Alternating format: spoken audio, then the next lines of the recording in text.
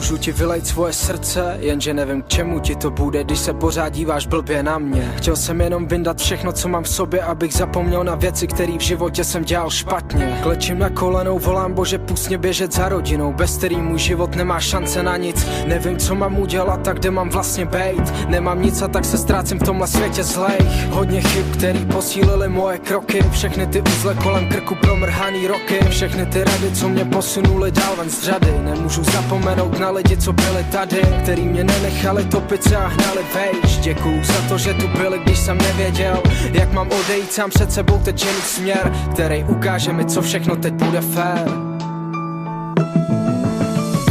Jsou tu všude a chrání ti dál. Nejsou vidět, když by si stopřál. Anděle, co tě ochraňují. Jsou to lidi, tak jako my.